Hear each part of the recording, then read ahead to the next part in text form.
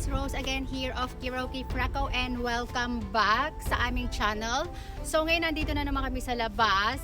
Malamig na pero still dahil